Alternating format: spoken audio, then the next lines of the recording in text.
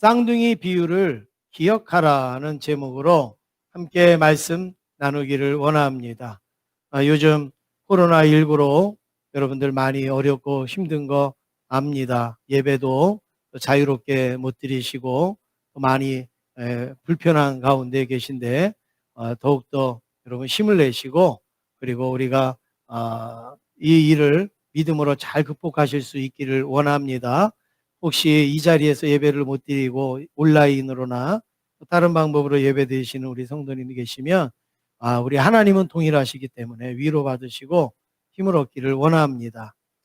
우리 피지와 우간다에서 선교사님들이 소식을 전해와서 제가 이렇게 답장을 하는 가운데에 한국이 너무 한국 교회가 어렵다라는 소식을 이제 듣고 이제 저를 위로한다고 문자를 이렇게 보내신 거예요. 그러면서 한국 교회가 요즘 너무 어렵고 힘든 것 같은데 힘내시라고 그렇게 선교사님들이 보내셨습니다. 그래서 제가 답장을 썼는데 이렇게 썼습니다. 지금 우리 한국 교회는 한국 교회가 들어온 지 150년 만에 한 번도 경험하지 못한 일을 하고 있습니다. 한 번도 경험하지 못한 게 뭐냐? 한국 교회는 지금까지 예수 믿으세요. 그리고 교회 나오세요. 그리고 예배에 승리하세요. 기도하세요. 그리고 모이기에 힘쓰세요. 한국 교회는 이런 거. 그리고 교회 안에도 앞으로 앉으세요. 다닥다닥 붙어 앉으세요. 예배 빠지지 마세요. 한국 교회는 전부 모여라, 앞으로 와라, 해라. 전부 이렇게 여태까지 150년 동안 했는데 요즘은 어떻게 됩니까? 예배도 나눠서 오세요. 그리고 부속실에 가서 예배 드리세요. 온라인으로 예배를 드리세요. 어떨 때는 우리 예배 없습니다. 이렇게 될 때도 있고, 그리고 예배도 앞으로만 나오지 마시고 흩어져 앉으세요. 그리고 떨어져 앉으세요. 군데군데 앉으세요. 이렇게.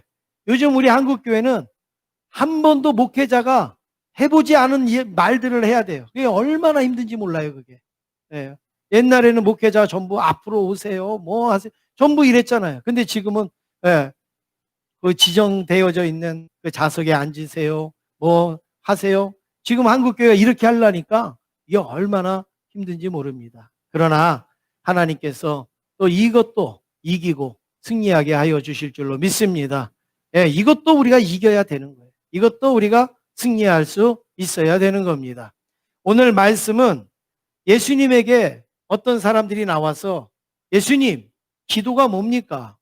기도에 대해서 좀 알려주십시오. 이렇게 예수님에게 기도에 대해서 질문을 합니다. 그럴 때 예수님이 기도에 대해서 말씀하시려면 얼마나 많이 말씀하실 수가 있겠어요. 그런데 그 중에서 이제 오늘 말씀에 비유 두 가지를 통하여서 기도가 이런 것이다 라고 한 단편적인 부분들을 말씀해 주고 있는데 두 가지 비유를 말씀합니다. 그런데 이 비유의 핵심, 비유의 내용, 이 비유의 어떤 의미, 이런 것이 비슷하다고 해가지고 이걸 흔히 신학자들이 쌍둥이 비유다 이렇게 말하는 거예요. 겉으로 보기에는 모양이 많이 달라요. 그런데 내용적으로 볼 때 이 비유는 참 비슷한 내용이 많이 있어요. 그래서 이 비유를 쌍둥이 비유, 닮았다 해서 쌍둥이 비유인데, 여러분 우리가 이 비유를 수시로 그리고 때때로 기억할 수 있기를 간절히 원합니다. 첫 번째로 쌍둥이 비유의 내용을 살펴보기를 원합니다. 첫 번째 비유는 친구의 간청입니다. 이 첫 번째 비유인데 5절 말씀 함께 읽겠습니다. 5절입니다. 시작. 또 이르시되 너희 중에 누가 벗이 있는데 밤중에 그에게 가서 말하기를 벗이여 떡 3덩이를 내게 구워 달라. 네.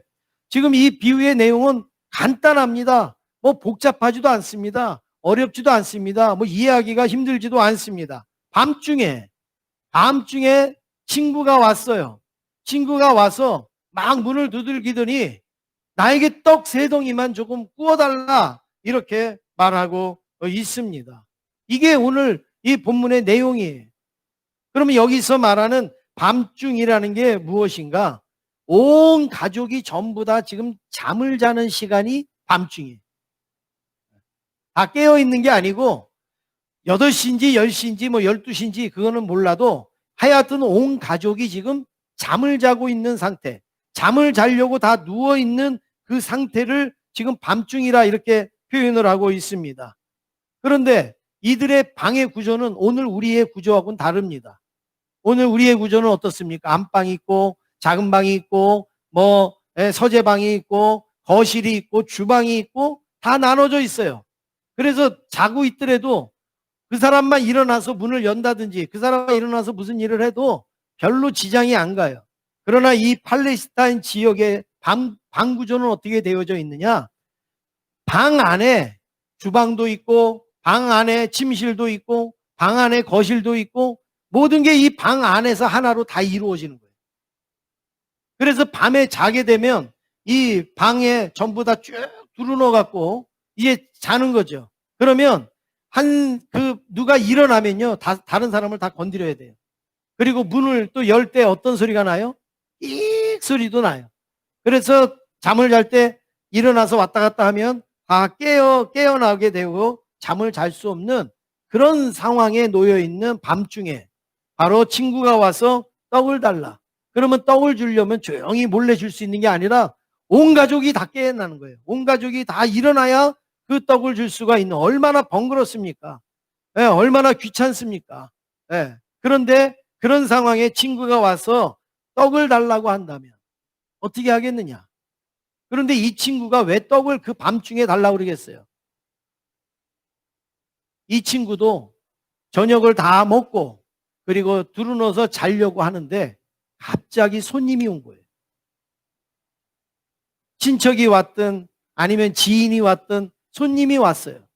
근데 손님이 왔는데 우리나라도 누가 오면 제일 먼저 물어보는 게 뭐예요? 밥 먹었습니까? 이거잖아요. 이 팔레스타인 또 이스라엘 유대인들도 우리랑 비슷해요. 누가 오면 밥 먹었냐고 물어보는 게 제일 먼저 인사예요. 그런데 밥을 안 먹었다고 하면 어떻게 하냐? 밥을 줘야 되는 거예요. 식사를 줘야 되는 거예요. 식사를. 그런데 다 먹고 아무것도 없어요. 그런데 어떻게 줄 수 있습니까? 그러면 없으면 못 주는 거지. 우리 밥 먹고 아무것도 없는데 그리고서 안 주면은 그만이다가 아니라 그 지역에는요, 손님이 왔는데 그 손님에게 밥도 안 챙겨줬다 그러면요, 그 사람은 그 공동체에서 매장당하는 거예요. 야, 인정머리 없는 사람, 야박한 사람, 어떻게 저렇게. 왜냐하면 그 손님이 마치 하나님이라고 생각하는 거예요, 이들은. 하나님이 오셨는데도 대접도 안 한다는 거죠. 그러니까 무슨 일이 있어도 누가 손님으로 오면 대접을 해야 되는 거예요, 대접을. 그런데 아무것도 대접할 게 없어요. 그러니까 어떻게 합니까? 친구 집에 갈 수밖에 없죠. 왜 친구 집에 가갖고 떡 좀 달라고 문을 두드린다라는 겁니다.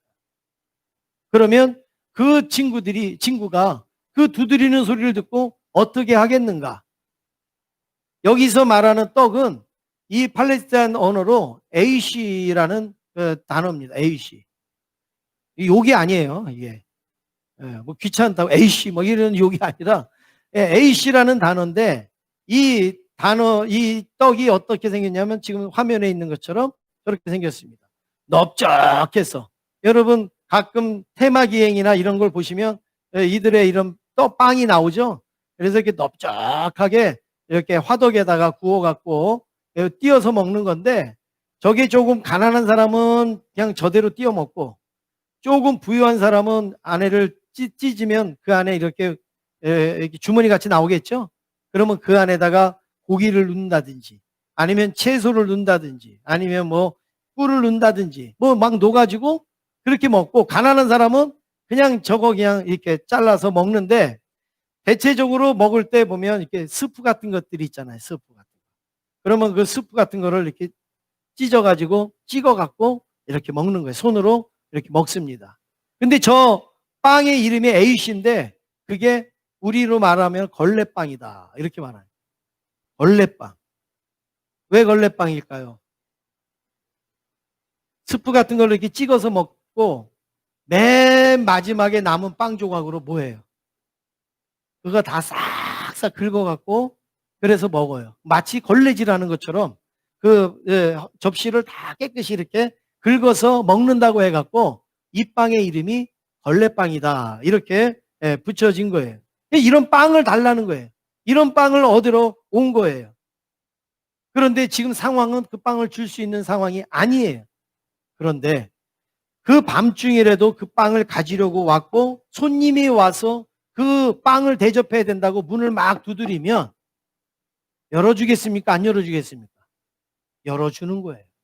아무리 지금 잘 상황이고 그리고 밤중이고 다 깨고 그러더라도 그 밖에서 간청하는 그 친구가 안타까운 거예요. 간청하는 그 친구의 그 간청 때문에 문을 열어서 빵을 줄 수밖에 없다. 이거를 말하는 겁니다. 그래서 8절 말씀 우리 같이 읽으시겠습니다. 8절입니다. 시작. 내가 너희에게 말하노니 비록 벗됨으로 인하여서는 일어나서 주지 아니할지라도 그 간청함을 인하여 일어나 그 요구대로 주리라.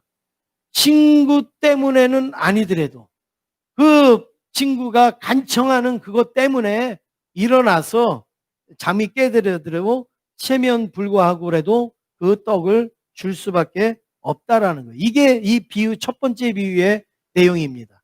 간청하니까 줄 수밖에 없다는 거죠. 그 다음에 두 번째는 자녀의 간청이라는 비유를 우리가 볼 수 있는데 9절 말씀을 함께 읽겠습니다. 9절입니다. 시작.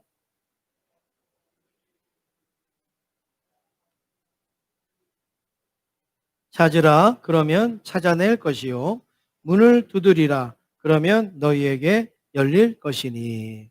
이 말씀은 너무나 잘 아시는 그런 말씀인데 우리가 이 말씀은 이렇게 딱 띄어서만 우리가 많이 듣고 알았기 때문에 이 앞에 있는 내용의 말씀하고 이렇게 연관을 지어서 우리가 생각해 보지를 많이 않았습니다. 그런데 오늘 여기에 보면 구하라, 찾으라, 그 다음에 뭐가 있죠? 두드리라 이런 말씀이 있는데 여러분 이 단어의 특징이 뭐예요? 명령. 구하라, 찾으라, 두드리라 명령이에요. 한번 구해봐, 한번 찾아봐, 한번 두드려봐 그런 내용이 아니에요. 구하라, 찾으라, 그리고 두드리라. 이거는 뭐예요? 명령. 명령은 해도 되고 안 해도 되는 게 아니라 반드시 지켜야 되는 게 명령이에요. 명령. 반드시 이행해야 되는 게 명령이라는 거예요.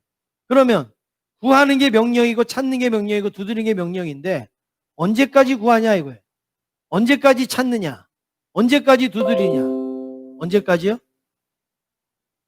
얻을 때까지. 찾을 때까지. 문이 열릴 때까지. 계속 구해라. 계속 찾아라. 계속 두드려라. 만약에 집 안에 아버지가 있어요. 아버지가 계신 거 알아요.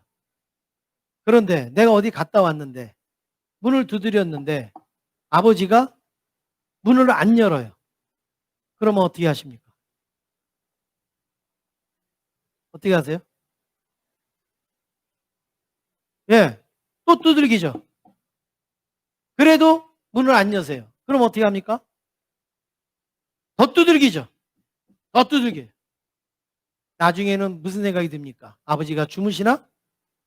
아니면 아버지가 뭐 다른 일 하시나? 아니면은 아버지가 어디 아프신가? 아버지가 어디 뭐 불편하신가? 아니면 계속 두들겨도 안 여시면 어떻게 됩니까? 아버지한테 무슨 일이 생겼나? 그리고서 어떻게 합니까? 더 세게 아버지 그러면서 두드리지 않겠어요? 기도를 그렇게 하라는 거예요. 기도를. 한 번, 두 번 두들겨 보고 에이 반응이 없네. 대답이 없네. 그리고 그치는 게 아니라 문을 열 때까지도 두드려. 찾을 때까지 찾아라. 그리고 얻을 때까지 구하라. 바로 이거를 하나님이 지금 말씀을 하고 있습니다. 여러분, 우리가 기도할 때 한두 번 구하고 그쳐버리는 일들이 얼마나 많습니까? 한두 번 시도하고 말아버리는 일들이 얼마나 많습니까? 근데 하나님이 가르쳐 주시는 기도는 밤중이라도 와서 간청을 하고, 그리고 문도 두드리고 하면서 기도를 해라. 언제까지요? 응답 받을 때까지. 그래서 어떤 분은요, 이렇게 역설적으로 말씀하는 분이 있어요. 자기는 기도한 거 응답 안 받은 적이 한 번도 없대요. 아니, 어떻게 응답을 한 번도 안 받아요? 아, 자기는 응답 다 받았대요. 왜 그러느냐? 응답 받을 때까지 기도하니까. 응답 받을 때까지 기도하니까 다 응답 받겠죠. 근데 그 말의 역설은 뭡니까? 응답 받을 수도 있는데 기도하다가 그쳐버리니까 응답 못 받는 일이 많이 있다는 내용 아니겠습니까? 그러니까 우리가 계속 기도해야 되고 낙심하지 말고 간구해야 되는 것이 우리에게 얼마나 중요한 일인가. 제가 1부 때도 말씀드렸지만 여러분, 우리나라에서 제일 높은 산이 한라산이잖아요. 몇 미터죠? 네? 1500. 예, 1900. 85예요? 5m 줄었어요? 아니. 1950m 아니에요? 뭐 하여튼 그래요. 그러면 1950m라고 치고, 이제 두 사람이 한라산에를 올라갑니다. 그런데 1900m까지 딱 올라갔어요. 근데 한 친구가, 야, 나 도저히 못 올라가겠어. 나 힘들어서 도저히 못 올라가겠어. 그러니까 나는 여기서 쉴 테니까 너는 올라갔다 와. 그럼 내려갈 때 같이 내려가게. 그래서 쉬고, 다른 친구는 그래도 왔으니까 정상까지 갔다 와야지. 그래서 정상까지 갔다가 딱 내려오면서 이 친구랑 같이 내려갔어요. 그러면 1900m까지 간 친구는 한라산을 정복한 겁니까? 안 한 겁니까? 예? 못한 거예요. 못한 거예요. 왜? 정상까지 올라갔어야 되잖아요. 왜 내려왔어요? 1년 후에 다시금 그 친구 둘이 갔어요. 또 1900m까지 갔는데 또 못 가겠는 거예요. 그래서 아우, 나 못 가겠어. 너만 갔다 와.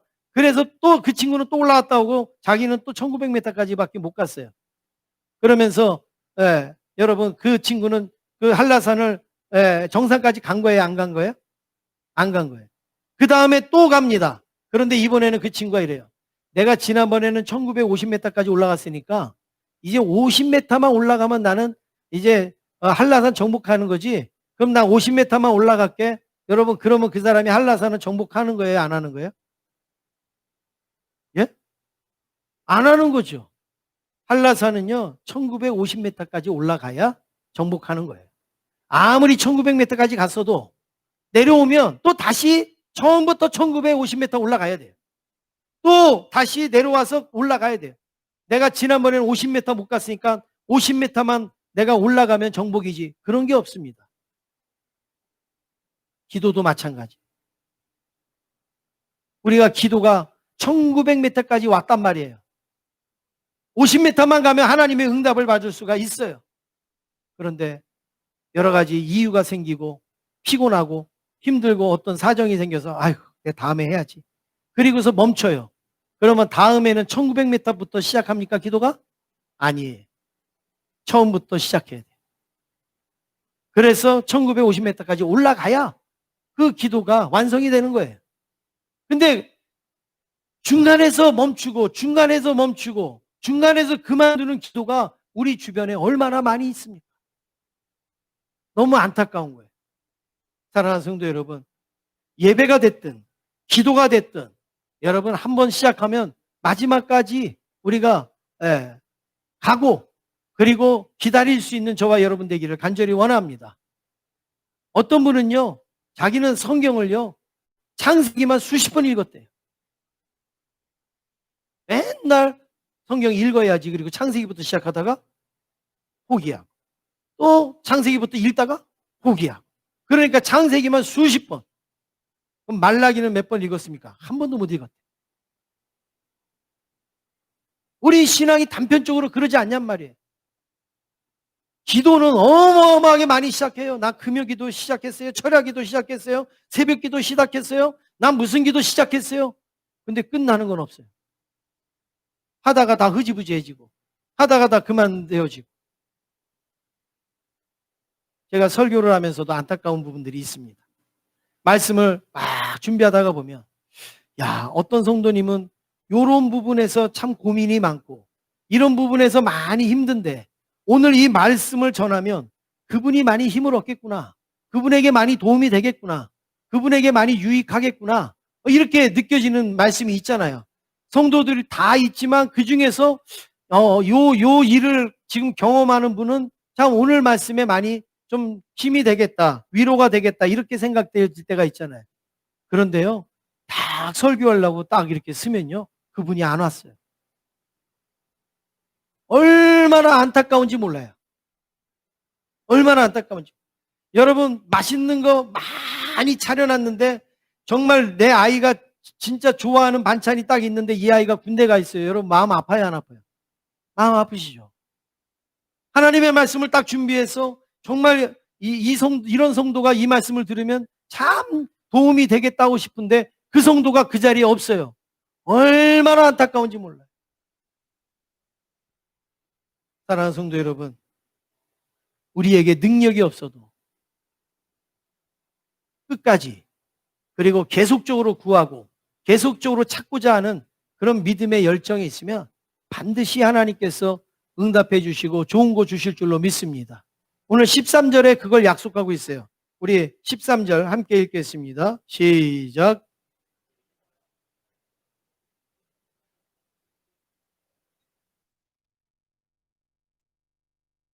구하는 자에게 성령을 주시지 않겠느냐 하시니라. 예.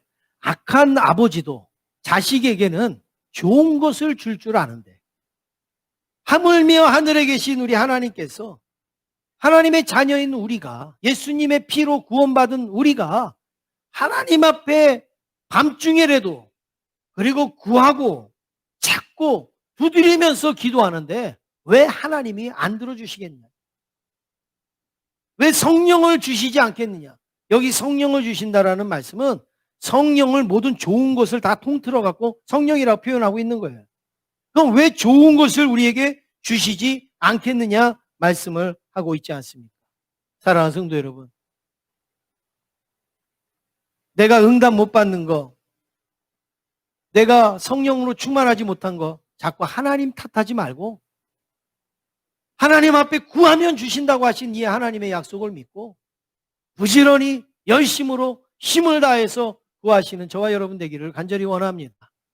두 번째는 기도의 응답이 더디다고 생각하십니까? 왜 나는 기도하는데 왜 이렇게 응답이 안 될까?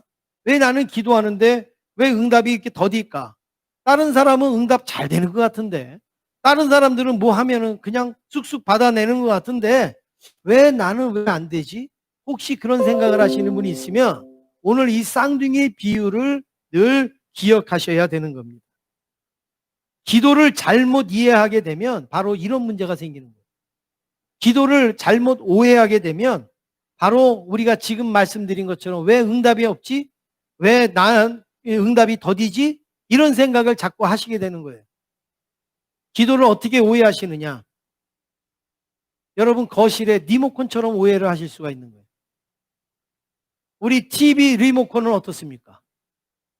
전원 딱 누르면 텔레비전이 착 켜져요. 9번 누르면 9번이 탁 들어져요.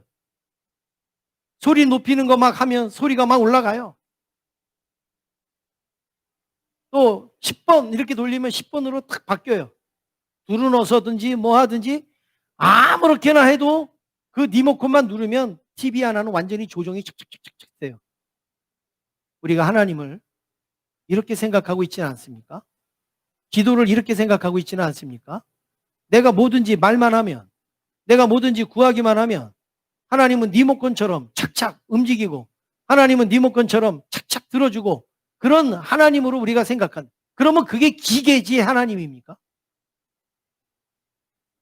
자동 판매기에 내가 1,000원을 넣고 딱 누르니까 라면이 촥 나와요. 하나님을 그렇게 생각하면 하나님이 자동 판매기지 하나님이 하나님이냔 말이에요. 우리가 하나님을 이런 기계처럼 생각한단 말이에요. 또 때로는 핸드폰에 문자나 카톡처럼 내가 문자 보내면 저 사람이 딱 보고 문자 보내면 저 사람이 딱 답장이 오고, 여러분 문자는 그렇잖아요. 카톡 보내고 뭐 하고. 그런데 우리 교회 카톡은 그렇지 않더라고요. 문자는 그렇죠. 제가 한 200통을 매주마다 보내는데 답장은 한 10통밖에 안 오더라고요. 매주 문자를 보내는데 답장은 한 10통 왔다 갔다.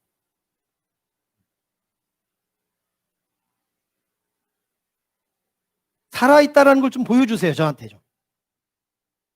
내가 좀 살아있습니다. 이거를 좀 알려주세요.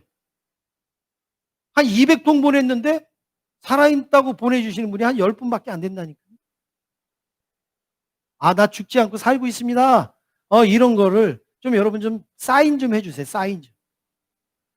요즘은 문자도 공짜잖아요. 답장도 공짜인데 뭘 이렇게 인색하세요.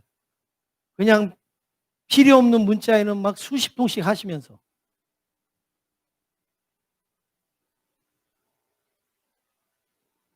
하나님을 그렇게 생각한단 말이에요. 우리가. 내가 문자 보내면 띵동 그리고 다 보듯이 내가 하나님 앞에 기도하면 그냥 하나님은 바로바로 들어주시는 분을 우리가 생각한단 말이에요. 그러니까 어떻게 합니까? 몇 번 기도하고도 답이 없으면 하나님은 구해도 안 들어주시네. 기도해도 하나님은 외면하시네. 우리가 이렇게 생각한다는 거죠. 여러분, 근데 기도는 그게 아닙니다. 기도는 하나님이 구하라, 찾으라, 두드리라, 언제요? 열릴 때까지, 얻을 때까지 그렇게 말씀을 하시는데 하나님은 완벽하신 분이십니다. 그래서 우리가 기도할 때 가장 좋은 것을 주시기 위해서 가장 좋은 때에 가장 좋은 방법으로 가장 좋은 것을 주시려고 하나님이 때로는 빨리 주실 때도 있고 늦게 주실 때도 있고 또 기다리게 하실 때도 있고 하시는 거예요. 엄마가 아이한테 과일을 깎아주는데 조그만 아이가 엄마 나 그 칼 좀 줘봐 내가 깎아볼게. 그거 주는 부모가 있습니까? 없죠. 그거 주면 다치는데 그거 주면 큰일 나는데 안 돼. 그리고서 그걸 안 주면 이 아이는 삐져가지고요 방에 들어가서 막 울어요. 그래도 이 아이가 크면은 어때요? 아, 엄마가 그 칼을 왜 안 줬는지 알아요, 몰라요? 알잖아요. 우리의 기도가 그래요. 우리의 기도가. 지금은 당장에 필요한 것 같아요. 지금은 내가 아쉬워요. 지금은 하나님이 응답해 주길 원해요. 그리고서 막 기도했는데 하나님이 응답 안 해줘요. 그래서 우리가 막 삐져요. 나 교회 안 가. 나 예배 안 드려. 나 봉사도 안 해. 그리고 삐져요. 그런데 나중에 보니까 하나님이 왜 늦게 주셨는지를 아는 거예요. 하나님이 왜 더디 주셨는지를 우리가 알게 되는 거예요. 하나님이 우리에게 더디 주신다라고 여겨질 때 여러분 우리는 하나님의 그 마음과 하나님의 생각과 하나님의 뜻을 자꾸 알아가지 않습니까? 그리고 때로는 아 내가 너무 급하구나 아니면 내가 필요 없는 것을 구하는구나 이러면서 우리 자신을 자꾸 돌아보지 않습니까? 바로 이렇게 하나님이 기도를 통하여서 우리는 자판기처럼 받기를 원하지만 하나님은 인격적인 관계를 맺기를 원하시는 거예요. 마지막으로 세 번째, 기도를 통해서 하나님이 원하시는 일이 있어요. 우리가 기도하는 게 항상 옳지는 않아요. 우리의 기도가 항상 바르지는 않습니다. 때로는 정욕으로 구한다든지 아니면 잘못 구한다든지 하나님의 뜻이 아닌 것을 구할 수가 있습니다. 그럴 때 하나님은 우리의 기도를 교정하시는 거예요. 너 이거 너무 욕심으로 구하는 거 아니냐? 이거 너무 네 이기적인 마음으로 구하는 거 아니냐? 내 생각하고는 좀 다르지 않느냐? 하나님께서 이거를 자꾸 교정을 시키는 거예요. 기도를 통해서. 그래서 방향을 바꾸기도 하시고 조율하기도 하시고 그리고 새롭게 하기도 하시는 그 기도의 과정을 통해서 하나님도 알아가게 되고 우리 자신도 발견하게 되는 거예요. 그래서 하나님 내가 너무 교만했습니다. 내가 너무 이기적이었습니다. 나밖에는 몰랐습니다. 내가 너무 독선적이었습니다. 뭐 이런 어떤 하나님의 기쁘신 뜻을 내가 깨닫지 못했습니다. 이런 것들을 생각하면서 우리가 하나님과 교제하는 거예요. 교제. 하나님은 우리는 기도를 통해서 뭔가를 얻기를 원하지만 하나님은 기도를 통해서 인격적인 교제를 나누기를 원하십니다. 할렐루야. 여러분 이거 제가 만든 말인데 멋있지 않습니까? 제가 하고 제가 멋있다. 아니, 제가 그래. 우리는 기도를 통해서 뭔가 얻기를 원해요. 근데 하나님은 기도를 통해서 우리와 인격적인 교제를 나누기를 원하십니다. 여러분, 우리의 자녀들이 부모에게 맨날 뭘 얻기를 원한다 그러면 여러분 서글퍼요, 안 서글퍼요? 서글프죠. 그런데 자녀들이 뭔가 부모님하고 대화를 하고 뭔가 마음에 있는 걸 이야기를 하고 그리고 부모님의 말을 듣고 참고하고 뭐 이러면 여러분 기뻐요, 안 기뻐요? 기쁘잖아요. 우리 하나님 역시 마찬가지. 하나님 이거 주세요, 뚝딱. 이거 주세요, 뚝딱. 그걸 하나님이 원하는 게 아니라 너 이거 왜 쓰려고 그러냐? 너 이거 왜 필요하냐? 너 이거 가지고 뭐 하려고 하느냐? 그러면서 하나님께서 우리와 인격적인 교제를 싹 나누실 때 하나님의 거기에서 기쁨과 그 만족을 느끼실 수 있다라는 거죠. 1740년 12월 9일 날 인디안에게 선교를 하던 그 데이비스라는 선교사님이 있습니다. 이 선교사님이 인디안들을 복음을 전해야 되는 게 얼마나 어려워요. 백인이. 그 인디안들에게 복음을 전할 때 막 생명이 위험하잖아요. 그런데 이 브레이너드라는 이 선교사님이 매일매일 선교하면서 일기를 썼어요. 일기. 그래서 그 일기 쓴 거를 묶어갖고 그 생애라고 하는 책을 만들었습니다. 그 이제 후손들이 만든 거죠. 저게 그 책인데 거기에 보면 12월 9일 날 이러한 일기가 있습니다. 제가 한번 읽어드리겠습니다. 나는 하루 종일 심령이 편안했다. 특히 저녁 기도의 시간에 하나님께서 놀랍게 나를 도와주시고 힘을 주셨다. 나는 우리 주 예수 그리스도 안에 있는 하나님의 사랑에서 아무것도 끊을 수 없다는 생각이 들었다. 오, 하나님과 보내는 한 시간이 이 조급한 세상에서 보내는 모든 쾌락과 기쁨보다 훨씬 낫구나. 여러분, 지금 이 선교사님이 고백하는 게 뭐예요? 나는 지금 너무 편안하다. 내가 저녁 기도의 시간에 하나님께서 어떤 것도 나하고 너하고를 끊을 수 없다라는 말씀으로 나에게 위로를 해주셨다. 그래서 나는 하나님과 보내는 이 시간, 기도하는 이 시간이 세상의 어떤 쾌락과 즐거움보다 나는 훨씬 더 소중하고 좋다. 이 고백을 이 선교사님이 하지 않습니까? 여러분, 우리가 기도하면 기도할수록 우리의 성격도 고쳐지는 거예요. 하나님과 인격적인 교제를 나누기 때문에 조급한 마음도 사라지게 되고 염려하고 근심하는 마음도 사라지게 되고 그리고 거칠었던 마음도 자꾸 부드러워지고 그리고 우리의 마음이 온화해지고 그래서 기도하면 기도할수록 사람이 더 정답고 사람이 더 사랑스러워지고 사람이 더 아름다워지는 거예요. 왜냐하면 자꾸 하나님께서 우리의 모난 부분을 잘라주시거든요. 우리의 모난 부분을 자꾸 다듬어 주시거든요. 그래서 그리스도의 형상을 닮도록 만들어 주시기 때문에 우리의 이 기도가 너무나도 소중한 거예요. 그런데 우리는 그런 건 생각 안 하고 내가 기도해서 응답 받았느냐, 응답을 못 받았느냐, 그것만을 우리는 여기고 있다라는 것이죠. 주님을 사랑한다는 말은 이론적인 게 아닙니다. 가슴에 와닿는 거예요, 와닿는. 주님을 모시고 초막이나 궁궐이나 어디나 우리는 천국이라고 우리는 실감할 수 있어야 되는 거 아니겠습니까? 여러분, 조급한 일이 있다고 막 조급하게 행동하고 짜증스러운 일이 있다고 막 짜증스럽게 행동하면 그게 기도하는 사람이냔 말이에요. 적어도 기도한다면 하나님의 형상으로 자꾸 변화돼야 되죠. 10년 전의 모습과 오늘의 내 모습이 달라야 돼요. 어제의 모습과 오늘의 모습이 달라야 그게 바로 기도로 성숙되어지는 하나님과 인격적인 교제가 있는 사람 아니겠습니까? 한 가지 이야기만 하고 마치겠습니다. 개구리가 있었습니다. 개구리들이 막 놀다가 우유통에 퐁당 빠진 거예요. 우유 든 항아리에 퐁당 빠진 거예요. 그런데 한 개구리는 빠지는 순간 야, 이제는 우리는 죽었구나. 이 우유 속에 빠졌으니 우리는 살 수가 없어. 그리고 절망하고 낙심하고 좌절하다가 어떻게 됩니까? 우유 속에서 저렇게 죽습니다. 그런데 다른 개구리는 탁 빠지면서 무슨 생각을 했느냐? 내가 이 우유 속에 계속 있다가 내가 죽지.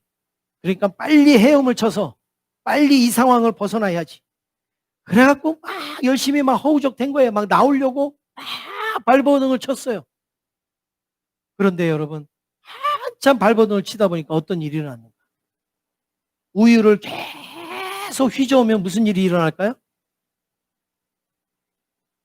우유를 계속 휘저으면 뭐가 돼요? 치즈가 돼요. 그래서 막 살려고 발버둥을 치고 막 어우적어우적거리다 보니까 이 우유가 뭐가 되고 있어요? 치즈가 되고 있어요. 딱딱한 치즈가 돼가지고 그 치즈를 밟고 나올 수가 있었던 거예요. 그래서 허우적거리면서 살려고 발버둥 쳤던 그 개구리는요, 살았어요. 살았어요. 살은 그림 좀 보여주세요. 네, 이렇게 살아났어요. 살아났어요. 여러분, 이걸 우리가 기도로 비유해 보면 어떻습니까? 우리의 삶 속에 우유통에 빠지는 것 같은 절망과 어두움이 많이 있겠죠. 그럴 때 우리는 죽었다고 있으면 죽는 거예요.